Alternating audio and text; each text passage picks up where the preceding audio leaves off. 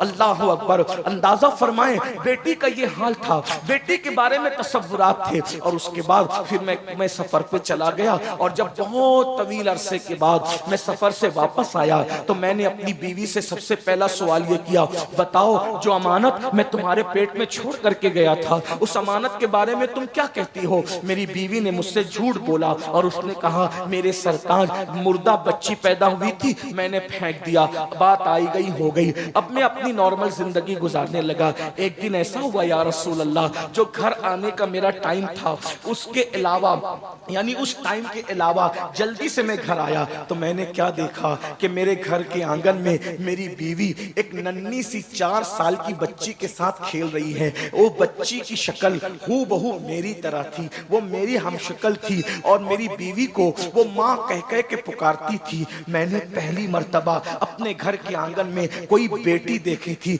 इसलिए कि हमारे यहाँ बेटी का क्या तस्वुर था, बेटी का मतलब शैतानत, बेटी का मतलब बेबरकती, बेटी का मतलब नहूसत, बेटी का मतलब तबाही, बेटी का मतलब बर्बादी। हम बेटी को ये सब कुछ समझते थे, शैतान का दूसरा रूप हम बेटी को समझते थे, बेबरकती का सबब हम बेटी को समझते थे, नहूसत का सबब हम बेटी को समझते थे। मैंने 4 साल की अपनी हमशबी बेटी को अपने आंगन में देख करके गरजदार आवाज में पूछा, कौन है ये बच्ची? तो मेरी बीवी मेरे कदमों में गिर गई और कदम पकड़कर कहने लगी, मेरे सरताज आप पूछते हैं बच्ची कौन है? दरअसल मैंने आपसे झूठ बोला था। बात यह है, ये मेरी और तुम्हारी मोहब्बतों की निशानी है, ये मेरी और तुम्हारे प्यार की निशानी है। 4 बेटियां हो गई है, 3 को तो दफन कर दिया। Subscribe now and press the bell icon. Never miss an update. अब 5वीं मर्तबा पता नहीं मैं माँ बन सकूंगी कि नहीं बन सकूंगी, इसलिए चौथी बच्ची को ममता की वजह से बचा लिया है। तो अब इसको दफन मत कीजिएगा, इसको मारिएगा मत, इसको जो है वो इसकी जिंदगी मत खत्म कीजिएगा। मेरी बीवी ने मुझे इतनी मिन्नत और समाजत की कि फिर मैंने फैसला कर लिया, अब मैं ये बेटी को पालूंगा, दफन नहीं करूंगा। लेकिन माहौल माशरा इतना जालिम था कि हम बेटी को बर्दाश्त नहीं कर सकते थे, इसलिए कि बेटी बड़ी होगी, शादी होगी, कोई दामाद बनेगा, वो हमें दबाएगा, इसलिए हम बेटियों को दफन बर्दाश्त नहीं कर सकते थे। मैंने बीवी को कहा ठीक है, मैं वादा करता हूँ हम इसे पालेंगे। और फिर उसके बाद बेटी मेरी बेटी, मैंने उसके साथ मोहब्बत की एक्टिंग शुरू की, मोहब्बत का एक गोया के दोहरा मेयार और गोया के जाहिरी तौर पे मोहब्बत मैंने शुरू की। मगर बेटी की खुसूसियत ये होती है कि बेटी माँ से ज्यादा, सबसे ज्यादा अगर किसी से प्यार करती है तो वो अपने बाप से प्यार करती है। मेरी बेटी जब सोती थी तो मेरी बाहों में सोती थी, मेरे बगैर वो रहती नहीं थी, वो मुझे अब्बा कह के पुकारती थी तो बहुत प्यार का समंदर उसके अंदर ठाठे मारता था, लेकिन मुझे वो बुरी लगती थी। मैं इंतजार में था कि कभी मौका मिले तो मैं इस नहूसत को, इस बेबरकती को जिंदा दफन कर दूंगा। एक दिन मैंने मेरी बाहों में सोने वाली बेटी को अपने बाहों में लिटाया और मैं इंतजार करने लगा जब रात गहरी हो जाए, रात तारीख हो जाए, मैं इस नहूसत और शैतानत को दफन कर दूं। बस ऐसे ही हुआ, रात तारीख गुजर गई, रात की सियाह जुल्फें अल्लाह अकबर जब उसके घुटनों से नीचे ढलकने लगी, रात की सियाह जुल्फें अल्लाह अकबर जब चादर बनकर उफ़क़ मक्का पर गहराई के साथ छा गई। सोने वाले सो रहे थे, नशे में धुत होने वाले हो रहे थे, पाप करने वाले पाप कर रहे थे। अल्लाह अकबर उस बुतों की गंदगी और नहूसत से काबतुल्लाह शरीफ की अज़मत को तार तार करने की कोशिश की गई थी, लेकिन कुदसियाने फलक रात के आखिरी हिस्से में काबतुल्लाह के तवाफ के लिए नाजिल हो रहे थे। सारे मक्के के दरवाजे बंद थे। अचानक एक दरवाजा उस रात की गहराई में खुलता है और एक बाप सोने वाली बेटी को अपने हाथ में लेकर के खामोशी के साथ बाहर निकलता है, बीवी की आंखों से बचाकर, उसकी नींद का फायदा उठाकर। गौर करें, एक बाप के हाथ में एक 4 साढ़े 4 साल की बच्ची है और वो ले करके बाहर निकलता है। जैसे ही वो अपनी बेटी को लेकर बाहर निकलता है, सोचिए इस तरह से तो आज भी कई बाप लेकर के बाहर निकलते हैं, लेकिन हुजूर की मिलाद के पहले के बाप के इस तरह निकलने में और आज के बाप के इस तरह निकलने में आपने कोई फर्क महसूस किया है? फर्क ये है कि किसी भी मजहब का बाप हो, किसी भी मसलक का बाप हो, आज जब बेटी को ऐसे लेकर के निकलता है तो यकीनन उसकी बेटी बीमार होती है और वो दवाखाने की तरफ दौड़ता है और कहता है डॉक्टर मेरी पूरी पूंजी ले ले मगर मेरी बच्ची को बचा ले। ये मिलाद के बाद के जज्बात है। हर मसलक का बाप, हर मजहब का बाप, और इससे पहले एक बाप निकल रहा है हाथ में बेटी को लेके तो जिंदा दफन करने के लिए, और उसके बाद वो बाप कहता है या रसूल अल्लाह, जब मैं जल्दी जल्दी चलने लगा तो मेरा पैर एक पत्थर से टकराया, मैं जमीन पे गिर गया। जब जमीन पे गिरा हूं तो मेरी बच्ची दूर गिरी है, मैं गिरा हूं, लेकिन मैं इस बच्ची की नींद उस ठोकर की वजह से जमीन पे गिरने से खुल गई। मैं उठा, जल्दी से मैंने उठा, संभला, और इससे पहले कि मेरी बीवी को खबर हो और वो दौड़ती हुई आए इस बच्ची को बचा ले, मैंने बच्ची को उठाया तो बच्ची जाग चुकी थी। वो रोकर कहती थी बाबा तुम्हें कहीं चोट तो नहीं आई? बाबा तुम्हें कहीं, बेटी तो बेटी थी ना, बाबा तुम्हें कहीं चोट तो नहीं आई? अल्लाह अकबर। आका उसके इस मासूमाना जुमले पर भी मेरा दिल नहीं पिघला। मैंने कहा चलो। उस बच्ची ने कहा आप मुझे अंधेरे में कहां ले जा रहे हैं? मैंने कहा चलो। जब वो चलने के लिए तैयार ना हुई और उसने अपनी माँ को पुकारा तो या रसूल अल्लाह, मैंने Subscribe now and press the bell icon. Never miss an update. मैंने उसको घसीटना शुरू किया, पहले हाथ पकड़ के घसीटा। जब उसने कहा मैं नहीं आऊंगी, अम्मी कहाँ है, अंधेरे में मुझे डर लगता है, बाबा आप मुझे कहाँ ले जा रहे हैं? या रसूल अल्लाह, शैतान मुझ पर इतना गालिब था कि जब हाथ पकड़कर मेरी बेटी मेरे साथ चलने के लिए तैयार ना हुई तो उस वक्त मैंने उसके बालों को पकड़ा और बालों के जरिए से घसीट करके मैं उसको वहां ले जाने लगा। मक्के के लोग जहां अपनी बच्चियों को जिंदा दफन करते थे, या रसूल अल्लाह, वो मुझसे बार बार कहती थी बाबा मुझसे कसूर क्या हुआ है, मुझसे गलती क्या हुई है, आखिर मोहब्बतें नफरतों में क्यों बदल गई है? वो बाहों में सुलाने वाला बाप आखिर मुझे लेकर कहां जा रहा है? या रसूल अल्लाह, मैंने कहा जालिम, तेरा बाप तुझसे कभी प्यार नहीं करता था, तूने मुझे बाप माना था लेकिन मैंने तुझे कभी बेटी नहीं माना था। बिलाखिर या रसूल अल्लाह, अल मुख्तसर घसीटते हुए मैं वहां ले गया जहां काबतुल्लाह के सामने आज भी एक कब्रिस्तान है। हज को जाओ, उम्रा को जाओ तो जाओ और जा करके नन्ही नन्ही कब्रों को देखकर अंदाजा करो कि मिलाद के पहले के हालात क्या थे। मिलाद को समझते क्या हो जालिमो? अल्लाह अकबर, अल्लाह अकबर। मैं वहां लेकर के पहुंचा और जल्दी जल्दी से मैं गड़ा खोदने लगा ताकि शैतानत को, नहूसत को, बेबरकती को, बेटी को दफ्न कर दूं। जैसे मैं कवर खोद रहा था और मेरे कपड़ों पे मिट्टी लग रही थी, मेरी बच्ची रोती जाती थी और कहती थी बाबा आपके कपड़े गंदे हो रहे हैं, और अपने हाथों से मेरे बदन पे लगने वाली मिट्टी को साफ कर रही थी। या रसूल अल्लाह, वो मेरे कपड़ों पर मिट्टी का दाग देखना नहीं चाहती थी, लेकिन मैं उसके खून से हमेशा के लिए अपनी रूह को उसके खून के धब्बों से रंगीन करने जा रहा था। बिल आखिर मैंने कब्र खोदी और कब्र खोद करके उस बच्ची ने कहा बाबा आप क्या करेंगे? मैंने उसको उठाया और उस गड्ढे के अंदर फेंक दिया। फेंकने के बाद मैंने चाहा जल्दी जल्दी से जिंदा दफन कर दूं। अल्लाह अकबर। मैं इधर से मिट्टी डालता, वो कहती मुझसे कोई गलती हो तो माफ कर दे बाबा, और गलती बता दे, मैं आज के बाद कोई गलती नहीं करूंगी, लेकिन आप मुझे दफन न करें। या रसूल अल्लाह, चूंकि वो बड़ी हो चुकी थी, बच्चियों को जिंदा दफन करना तो आसान था, जो चंद दिन की थी, चंद लम्हे की थी, ये 4 साल के ऊपर की हो चुकी थी, कभी इधर होती कभी उधर होती। मैंने सोचा ये शैतानत को अगर मैं दफन न कर सका तो फिर बहुत मसाइल दरपेश होंगे। तो मैंने सोचा पहले इसको मार डालूं और मार डालने के बाद फिर दफन करूं। आका करीब में एक बड़ा सा पत्थर पड़ा था, मैंने उठाया और उठाने के बाद जोर से उसके सर पे दे मारा। एक चीख निकली और वो चीख हमेशा के लिए उस जंगल के अंदर खामोश हो गई। और ममता का गला इस तरह एक बाप ने अपने हाथों से घोट दिया। या रसूल अल्लाह, फिर जल्दी जल्दी मैंने उसको दफन किया, और जब दफन करके मैं लौट रहा था तो मैं बहुत खुश था, सीना तान के लौट रहा था। शैतानत दफन कर दी, नहूसत दफन कर दी, बेबरकती दफन कर दी, मगर या रसूल अल्लाह जब मैं लौट रहा था खुशी खुशी तो मेरे ज़मीर पे एक बोझ था, यूं लगता था जैसे सदाए बाज गश्त के तौर पे अब भी वो जुमले मेरे कानों से टकरा रहे हैं। बाबा मुझसे गलती क्या हो गई, मेरा कसूर तो बताए ना बाबा, मैंने गलती क्या की है। ये मंजर सुन करके हुजूर इतना रोए कि दाढ़ी आंसुओं से तर हो गई। पूरी महफिल में हिचकियों की आवाज आ गई और वो सहाबी भी रोते रोते हिचकियां लेने लगे। जब उन्होंने अपनी दास्तान अलम को खत्म किया, हुजूर अलैहिस्सलाम सर नीचा करके रो रहे थे।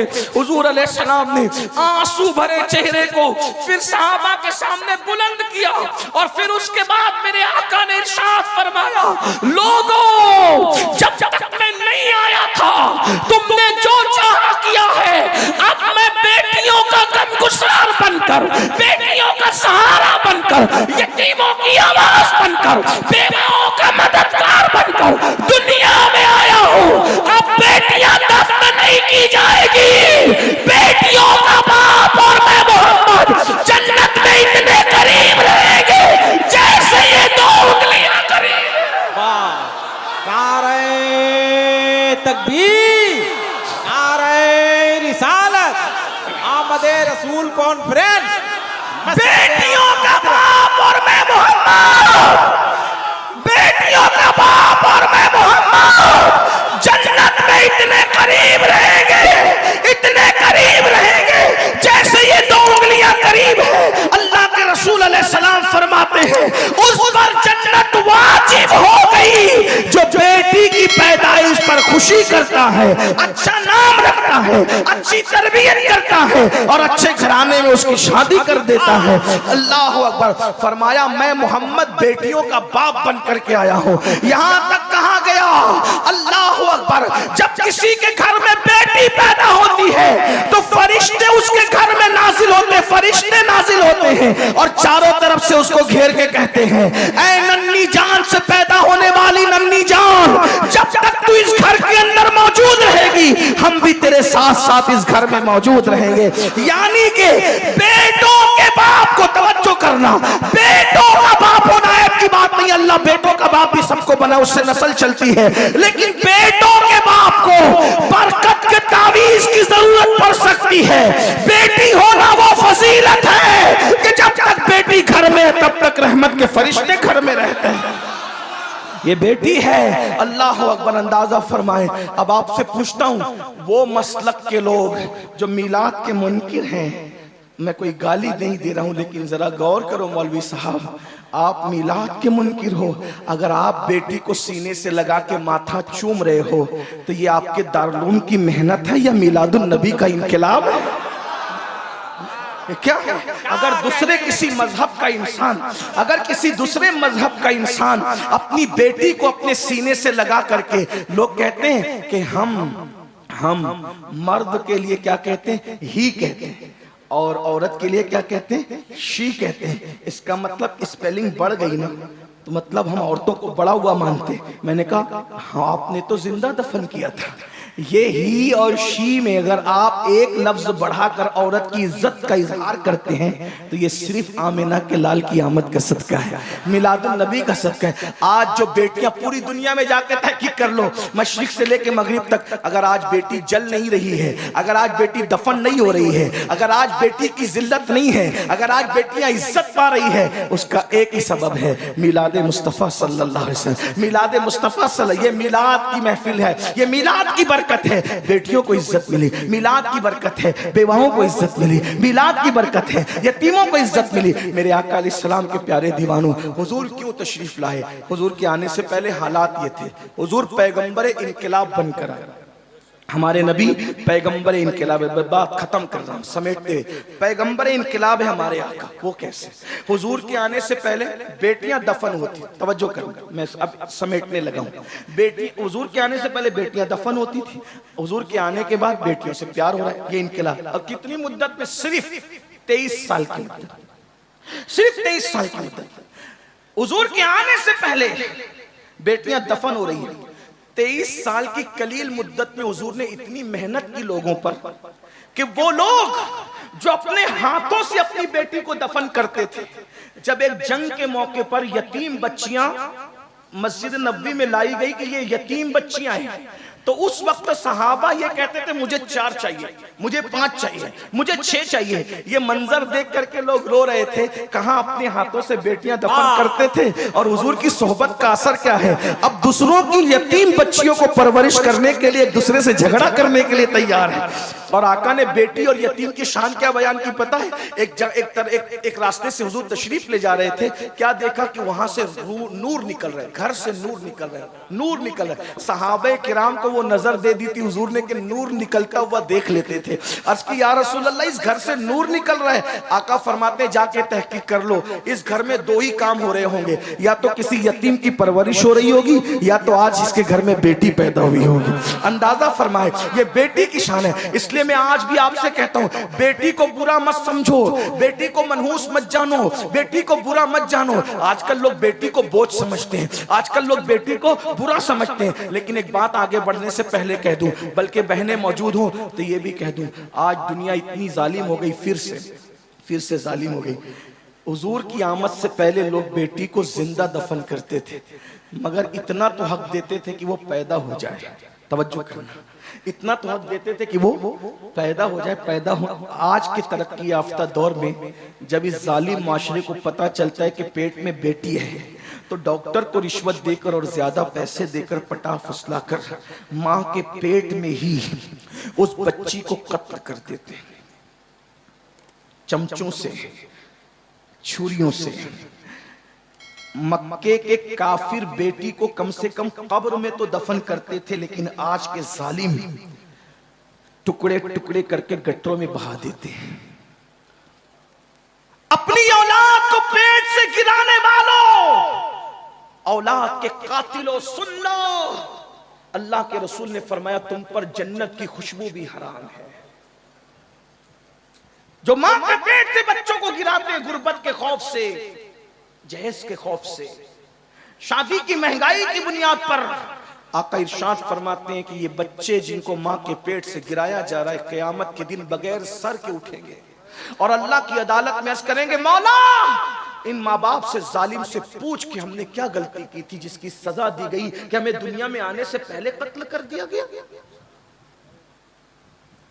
बच्चे चंद वजूहात की बुनियाद पे कत्ल हो रहे हैं। नंबर 1, या तो बेटियां इसलिए कत्ल हो रही है कि शादी कैसे करेंगे, वजह तुम हो, मिलाद मनाने वालों तुम हो, क्योंकि तुमने शादियों को इतना महंगा कर दिया है कि आज उन शादियों की बुनियाद पे बच्चियां कत्ल हो रही हैं। उनके कत्ल के जिम्मेदार तुम हो। और बड़ी माजरत के साथ खू गरे हमद से थोड़ा सा गिला भी सुन ले, मिलाद की ये महफिल मनाना शायद तुम्हें काम ना आए। माफ करना, माफ कर देना, और माफ नहीं कर सकते तो मुझसे बात कर लेना, मैं बात करने के लिए भी थी। क्यों काम ना है पता है? क्योंकि तुम रसूलुल्लाह की मेहनतों को जाय करने के लिए खड़े हुए हो। हुजूर अलैहिस्सलाम ने मेहनत की थी, क्यों मेहनत की और कितनी मेहनत की थी बताऊं? हुजूर की मेहनत कितनी थी? रसूलुल्लाह के आशिक बन के हुजूर की मेहनत को जाय करने खड़े हुए हो। तो फिर ऐसे आशिकों पर हुजूर की मेहनत का अंदाजा नहीं। अरे बाप कलकत्ता जाके, दिल्ली जाके, सऊदी जाकर अगर माल कमा करके लाता है तो एक बेटा कहता है मेरे बाप का माथे का पसीना पैर तक आया है, तब कहीं जाकर के ये गुलशन सजा है। तुझे बाप के पसीने का इतना ख्याल है, रसूलुल्लाह के खून का तुझे ख्याल नहीं? अरे तेरा गुलशन बाप के पसीने पर सजा है, लेकिन ये दीन का गुलशन, रसूलुल्लाह का खून, माथे का खून नालैन में आया था, नालैन में आया, तब ये गुलशन सजा है। तुम्हें एहसास नहीं? उम्मुल मोमिनीन सैयदा आयशा सिद्दीका ने पूछा था, या रसूल अल्लाह सल्लल्लाहु अलैहि वसल्लम, आपकी जिंदगी का सबसे मुश्किल दिन कौन सा है? थोड़ा महसूस कर ले, महसूस कर ले। मिलाद मनाने वालों, तुम बेटियों के कातिल हो, तुम बेटियों के कातिल हो, तुम सब कातिल हो। आज तुम शादी के नाम पर 2-2, 3-3 लाख का मुतालबा करते हो। तुम्हारी दीनदारियां कहां जाती है? इस्लाही माशरा का जलसा तुम रखते हो, इस्लाही माशरा के जलसे में तुम आते हो, अपने घर की शादी के मौके पे तुम्हारे इस्लाही माशरा के जज्बात कहां जाते हो? बताओ। दाढ़ियां रखते हो, उम्रे करते हो, हज करते हो और ये जुल्म कर रहे हो।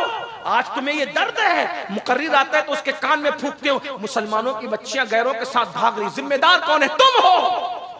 जब तुम गरीबों की बच्चियों के साथ शादियां नहीं करते, तुमने इतना महंगा कर रखा है। बिहार, बंगाल, यूपी में लड़के वाले जुल्म कर रहे हैं, कश्मीर में लड़की वाले जुल्म कर रहे हैं, पूरा मुल्क जल रहा है।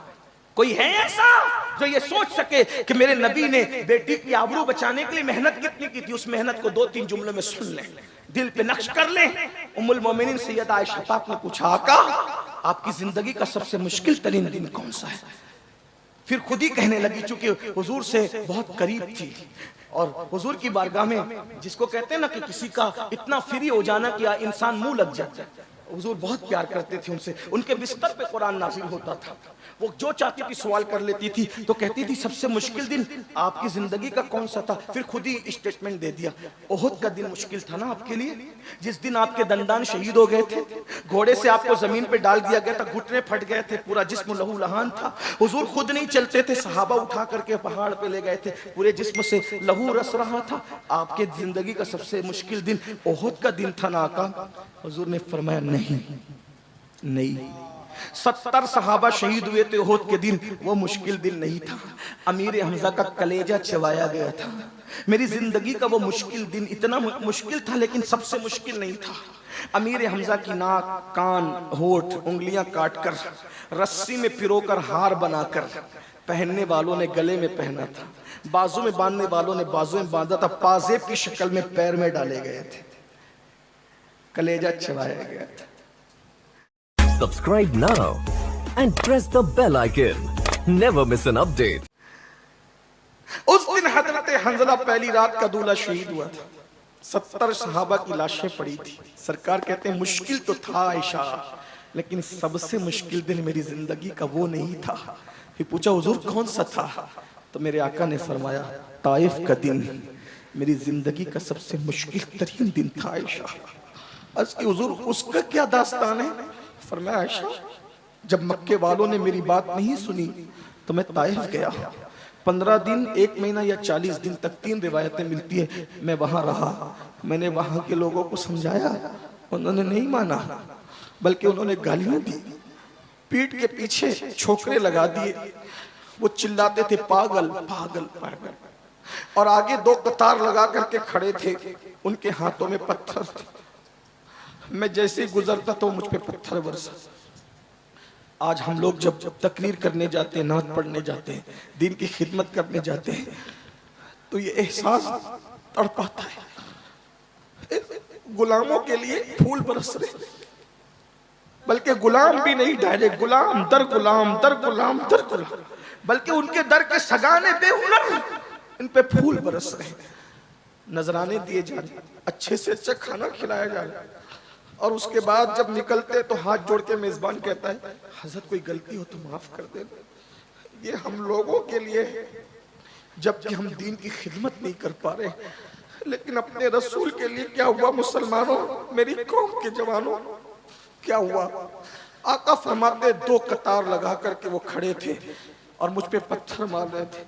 पत्थर सर से लेकर के पैर तक मारते थे, लेकिन खास तौर पे आयशा, वो मेरी पिंडलियों पे पत्थर मारते थे। नालैन खून से भर गई थी, नालैन खून से भर, मुझसे खड़ा नहीं रह जाता था, मैं बैठ जाता था। आयशा जब मैं बैठ जाता था तो वो दोनों तरफ से मेरे बाजू पकड़ के उठा के खड़ा करते थे और खड़े करके फिर मुझे मारते थे। ये हुजूर की मेहनत थी। आज हुजूर की मेहनतों पर किसको एहसास?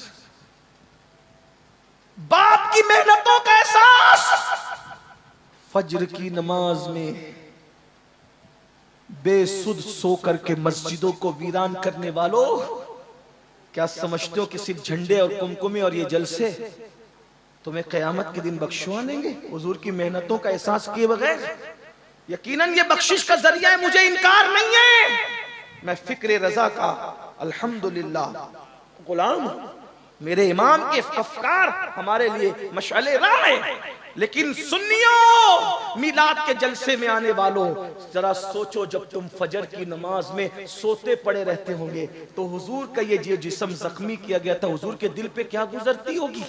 हाँ हाँ, रात के 3-3 बजे तक जब तुम जिना की फिल्में देखते हो, आशिकाने रसूल, जलसों में कहते हो नबी के नाम पे जान कुर्बान करेंगे, और नरम गद्दों पे लेट करके जब तुम गंदी फिल्म देखते हो तो रसूलुल्लाह के दिल पे क्या गुजर। इसी दिन के लिए मैंने ताइफ में पत्थर खाए थे।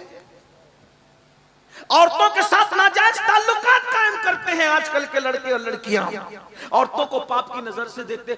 आप मुर्दा रसूल का कलमा नहीं पढ़ते, आप उस रसूल का कलमा पढ़ते हैं कि आपका लम्हा लम्हा हमारे रसूल देख रहे हैं, अल्लाह के इज़्न और अता से देख रहे हैं, वो हमारी जानों से ज्यादा करीब है। बताओ, जब कोई मेहनत करता है, ये सिर्फ जलसा मेहनत से सजा, अगर इस जलसे को खराब करेंगे ना तो जलसा बनाने वाले, जो जलसा जिन्होंने मुनक्किद किया, इमाम साहब हो या इनकी कमेटी हो, अमीनुल कादरी भी अगर जलसा खराब करेगा अच्छा नहीं लगेगा, बोलेंगे दूसरी बार इसको मत बुलाना, सैयद होगा अपने घर का, हमारा जलसा खराब कर गया।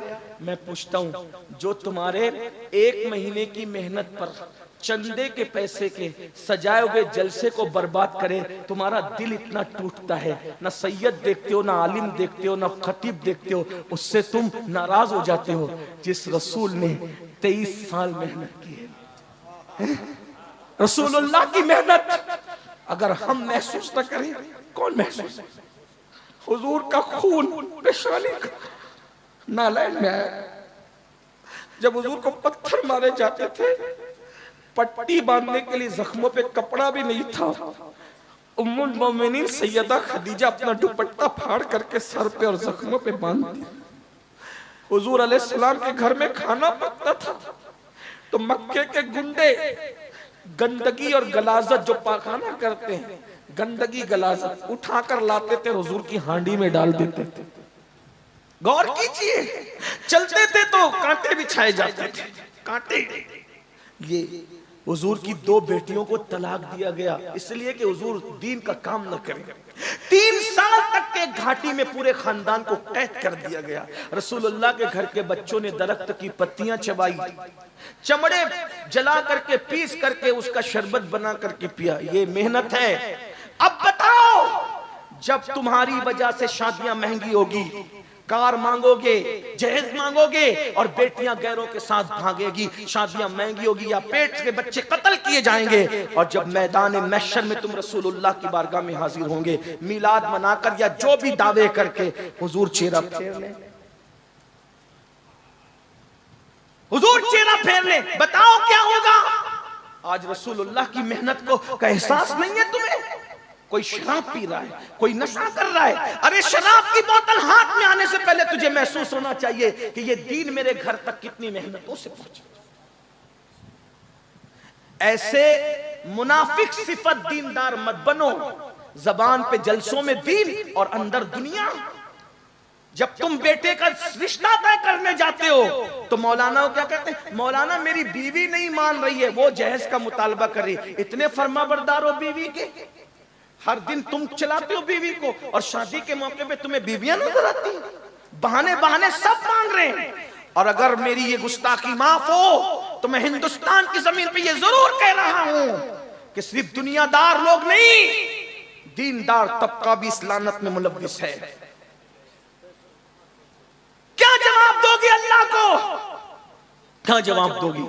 अगर वाकई मिलाद मनाना है तो इनकलाब का हिस्सा बनो और आज सच्चे दिल से तय करो, मुझे खुश करने के लिए नहीं, अपने नबी को, मिलाद वाले रसूल को, जिसके जरिए से हमें जन्नत लेना है, उनको खुश करने के लिए कि इंशाअल्लाह अब मैं अपनी शादी करूं या अपने बच्चों की शादी करूं। जो कंवारे वो अपनी शादी के बारे में, जो औलाद वाले वो अपनी औलाद के बारे में ये हुजूर से वादा करें, मुझसे नहीं कि या रसूल अल्लाह, अगर आपकी उम्मत की बेटियां जहेज की वजह से पेट में कत्ल हो रही है या औरों के साथ भाग रही है, तो जब मैं अपने बेटे का निकाह करूंगा तो इंशाअल्लाह मैं यूं कहूंगा कि बगैर जहेज के निकाह करूंगा। अगर मेरा समधी देना भी चाहेगा तो मैं कहूंगा जा किसी और मौके से दे देना, लेकिन जहेज का खात्मा करूंगा। और अल्लाहू अकबर, पर बगैर जहेज की शादी करके दुनिया को बताऊंगा कि नबी के नाम पे जान देना भी जानते हैं और बिदअत का खात्मा करना भी जानते हैं। अगर ये हो गया, इनकलाब आएगा, तब्दीली आएगी। याद रखना, इस दीन को हमारे घर तक पहुंचाने के लिए अल्लाह के रसूल की बहुत मेहनतें हैं। उस मेहनत का एहसास करो। आज हम सिर्फ जबान से मिलाद मनाते हैं, झंडे लगाते हैं, लेकिन हुजूर की मेहनत का हमें एहसास। भाइयों, एक दिन में 3 बार कपड़े बदलते हो, अच्छा है बदलो, 4 बार बदलो। हमारी कादरी, हम तो कादरी सूफी लोग हैं, हमारे कादरियत बहुत तसव्वुफ में बहुत इंजॉय वाली है। हमारे गौस पाक कहते हैं अच्छा खाओ, अच्छा पहनो, अच्छे काम करो। हमारे गौस तो इतना महंगा पहनते थे कि बादशाह को भी पहनो, 4 बार पहनो। लेकिन इतना जरूर कहता हूँ, 4 बार कपड़े बदलने के बाद ये मत भूलो कि इसी दीन के लिए सहाबा जो उहद में शहीद हुए थे, उनको कफन भी नसीब नहीं हुआ था। बगैर कफन के दफन होने वाले सहाबा की कुर्बानी भी याद कर। कितनी औरतों का सुहाग उजड़ा है ना, तब हमारे घर पे इस्लाम पहुंचा। कितने बच्चे यतीम हुए, तब हमारे घर पे इस्लाम पहुंचा। कितनी जाने गई, तब हमारे घर पे इस्लाम पहुंचा। अब बताओ, हमने अपने बच्चे को डॉक्टर बनाना चाहा, इंजीनियर बनाना चाहा, टीचर बनाना चाहा, सब बनाया। बनाओ, बिल्कुल बनाओ। क्या आपने अपने बच्चे को मुसलमान भी बनाया? बताओ। ट्यूशन के लिए जगाते हो, स्कूल जाने के लिए सुबह 5 बजे जगाते हो, कभी अपने बच्चों को नमाज के लिए भी जगाया? बहुत माजरत के साथ, जो रसूल कहे कि नमाज मेरी आंखों की ठंडक है, नमाज पढ़ते हो? नहीं। जलसे में आए, 3 घंटा बैठेंगे, 5 घंटा बैठेंगे। कितने लोग इशा पढ़ के? हाथ मत उठाना, जलील करना मकसद नहीं। हुजूर की उम्मती हो, हमसे बेहतर हुआ, आपकी हुर्मत को काबे से अफजल करार दिया गया है। लेकिन इतना पूछता हूँ, इशा कितने पढ़ के आए और जाके फजर कितने पढ़ेंगे? बहुत माजरत के साथ अर्ज करूं, जो जलसा करते हैं ना, वो भी इल्ला माशाल्लाह नमाज नहीं पढ़ते। जलसे की मसरूफियत में ये मगरिब भी छोड़ते हैं, असर भी छोड़ते हैं, इशा भी छोड़ते हैं।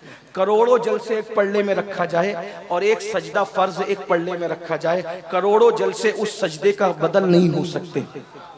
आप क्या सोच रहे हो, नमाज छोड़ दूंगा, मिलाद के जरिए बख्श दिया जाऊं? भाइयों, हमारे यहाँ मिलाद फर्ज नहीं है, उलमा मौजूद हैं, नफिल है, मुस्तहब है, ज्यादा से ज्यादा हुजूर से मोहब्बत का इजहार है। मैं मना नहीं कर रहा हूँ, अल्हम्दुलिल्लाह मिलाद पर मेरी तकरीरें मौजूद है। हम कहते हैं जो मिलाद मनाने से मना करते हैं उनके दिल सिया हो गए, हम उनसे मुकाबला कर रहे हैं। लेकिन आपसे कहता हूँ, मिलाद मनाओगे नफिल मुस्तहब करके और फजर छोड़ दोगे, नमाजें छोड़ दोगे, फिर सोचोगे हुजूर बख्शवा लेंगे। देखो, हुजूर तो किसी को भी बख्शवा सकते हैं, उनकी शान है। एक मैं क्या, मेरे इसियां की हकीकत कितनी, मुझसे 100 लाख को काफी है इशारा तेरा। लेकिन ये भी सुन लो, वो जिसको चाहे बख्शवा सकते हैं, वो मुख्तार कुल है, नबी मुख्तार कुल है, जिसको जो चाहे अता कर दे। ये मेरा अकीदा है। अगर वो चाहे तो करोड़ों को इशारों में बख्श दिया जाए, मगर उन्होंने ही फरमाया, जिसने जानबूझकर नमाज छोड़ दी, कयामत के दिन उसके साथ मेरा कोई वादा नहीं है। मैं मोहम्मद उससे बेजार हूं, वो मेरे जिम्मे से बाहर हो गया है। कहां गई नमाज? नमाज कहां गई? जिस दिन मिलाद का जुलूस निकालते उस दिन भी फजर नहीं पढ़ते। हुजूर के दिल पे क्या गुजरती, अल्लाह के रसूल के दिल पे क्या गुजरती होगी? फिर कहता हूं, मुनाफिक न बनो, अगर आशिक बन रहे हो सच्चे बनो। एक हदीस सुन लो, बात पूरी करता हूँ। कूतुल कुलूब में शेख अबू तालिब मक्की रहमतुल्लाह अलैह एक हदीस लिखते हैं। मैं कहूंगा तो मुजरिम होगा, लोग मुझसे नाराज भी होते हैं क्योंकि मैं ऐसी बात करता हूँ। कुछ लोग तो ये कहते हैं कि पता नहीं ये सुन्नी है भी कि नहीं है। मैंने कहा, अगर कुरान हदीस बयान करना मशकूक करता है, आप जो चाहे टाइटल दे दे।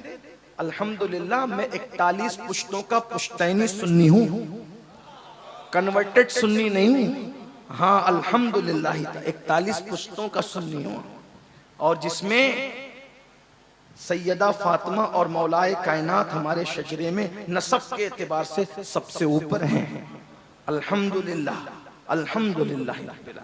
लेकिन एक बात आपसे कहूं, हकीकत अगर मेरी बात वाकई सुन्नियत से टकराती है तो आप मेरी इस्लाह करें, मुझसे बात करें। और अगर मैं वाकई सुन्नियत की बात कर रहा हूं, सैयदी आला हजरत फतावा रज़विया शरीफ में मसलक नकल करते हुए लिखते हैं कि मौला अली ने बेनमाजी पे कुफ्र का फतवा दिया, सैयदना फारूक आजम ने बेनमाजी पे कुफ्र का फतवा दिया। आपसे पूछता हूँ, क्या आपके नजदीक मौलाए कायनात और सैयदना फारूक आजम का फतवा इसी तरह नजरअंदाज करने के काबिल है?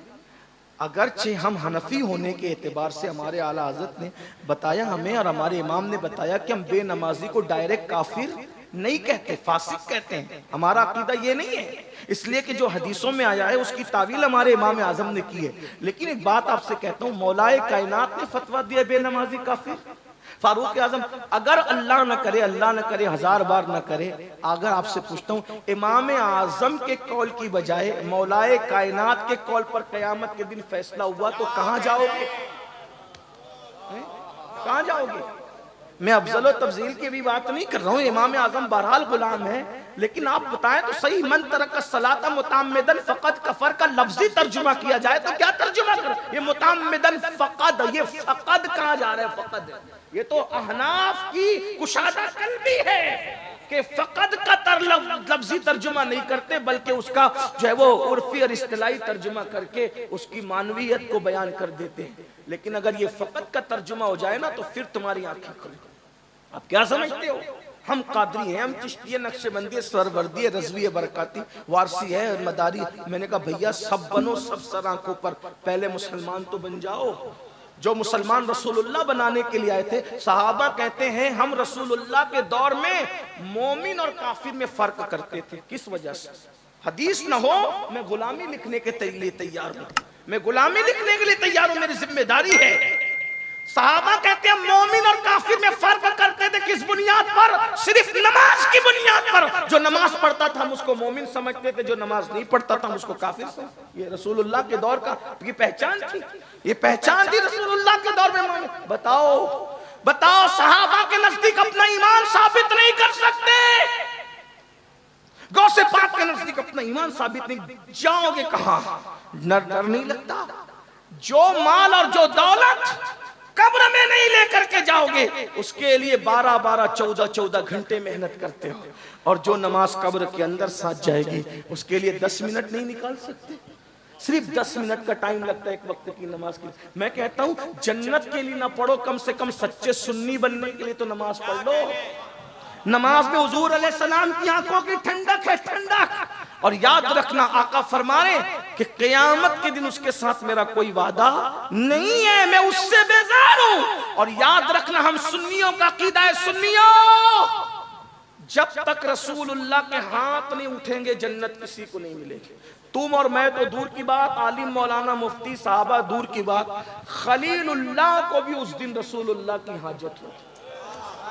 है खलीलुल्लाह को हाजत रसूलुल्लाह की। जब तक हुजूर की बारगाह में अल्लाह अकबर निगाहे करम ना होगी, किसी की बिगड़ी ना बनेगी। अब सोचो, नमाज छोड़ने वालों 10 मिनट का टाइम लगता है, मिलाद मनाने वालों मनाओ, धूम से मनाओ मिलाद, हश्र तक डालेंगे हम पैदाइश मौला की धूम, मिस्ल फारस नजद के किले गिराते जाएंगे, खाक हो जाएं अदू जलकर, मगर हम तो रजा, दम में जब तक दम है जिक्र उनका सुनाते जाएंगे।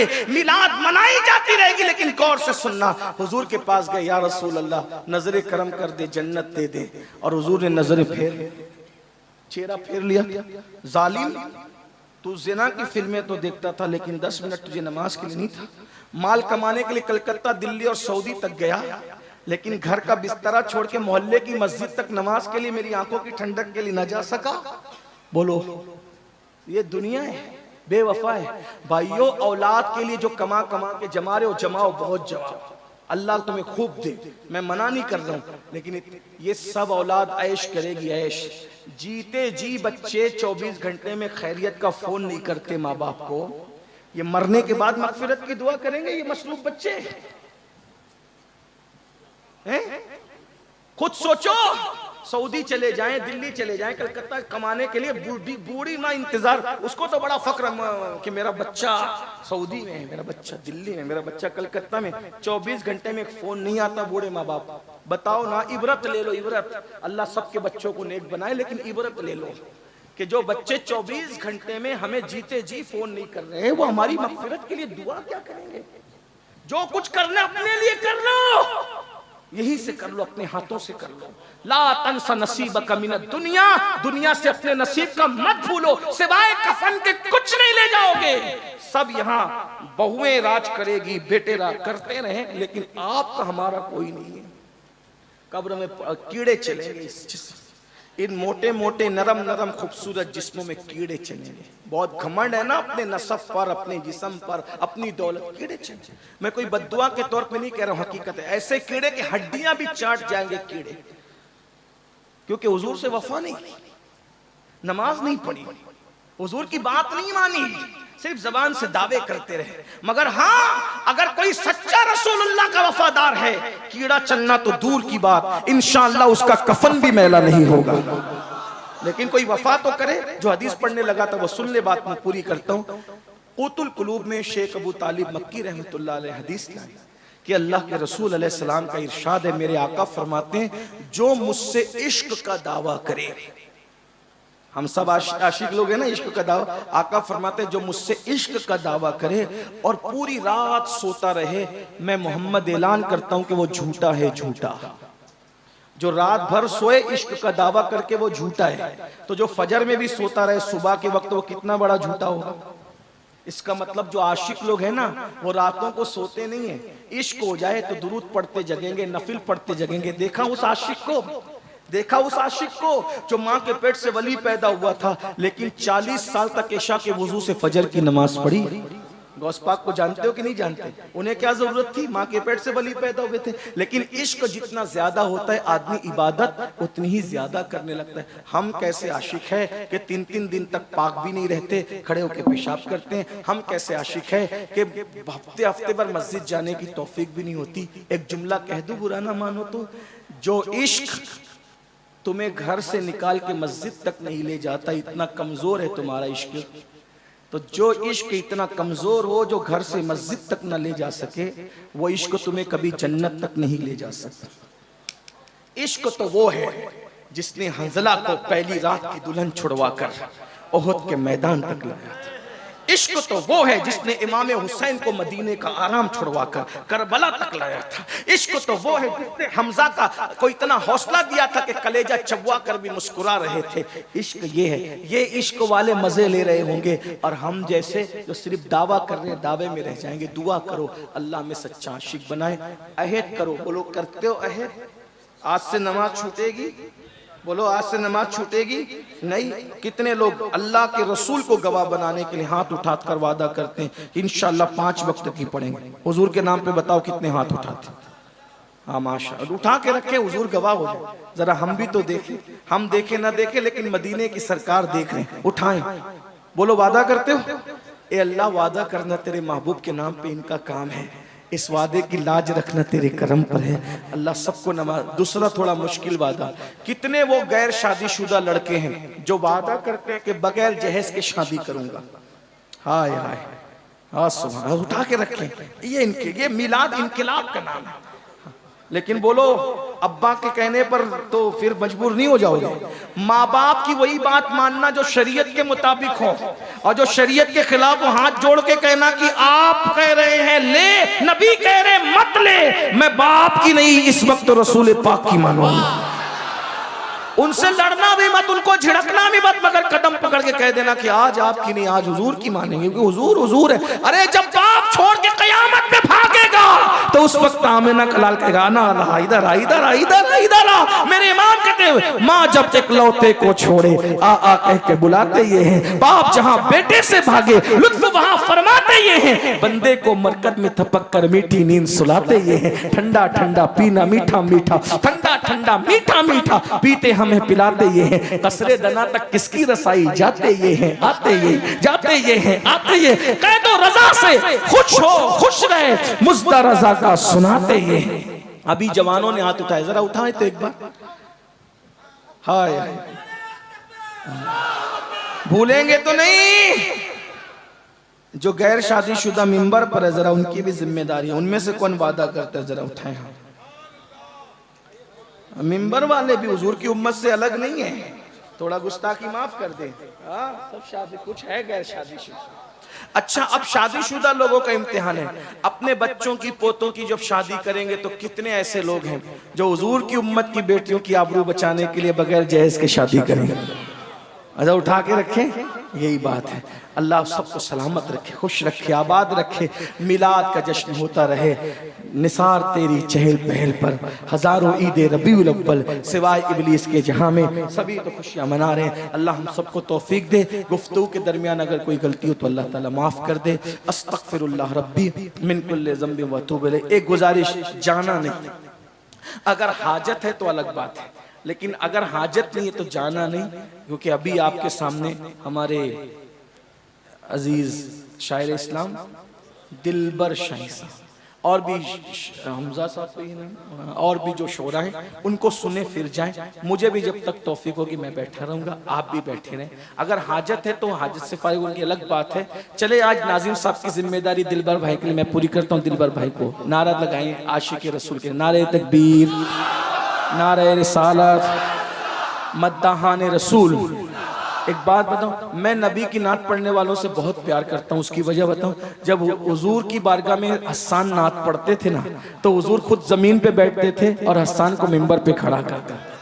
हाँ, लेकिन बस मैं इतना चाहता हूं कि मेरे जो नात खां लोग हैं ना, वो नात पढ़ने के लिए जब जलसे में आए ना तो नजराना तय किए बगैर आया करें, तो ये अच्छी बात होगी। हालांकि मुझे उम्मीद है कि ये जिनके बारे में मैं जिक्र कर रहा हूँ ये ऐसे लोग नहीं हैं, ये ऐसे लोग, मेरा हुस्न ज़न है, ऐसे लोग नहीं है इंशाल्लाह। लेकिन आपसे भी कहता हूँ आप इनको इतना दे दिया करें कि इनको मांगने की जरूरत न पड़े, और ये लोग बगैर मांगे आया करें। इसलिए कि मैं कहता हूँ, और हुजूर का जिक्र करे, कोई हमें दे न दे यार, हमारा कोई देगा क्या देगा, चंदे के पैसे से किसकी औकात क्या है। हमारा नबी मालिक के कुल है, एक नजर उठा देंगे तो देने वाला बना देंगे, नस्लों को नवाज देंगे।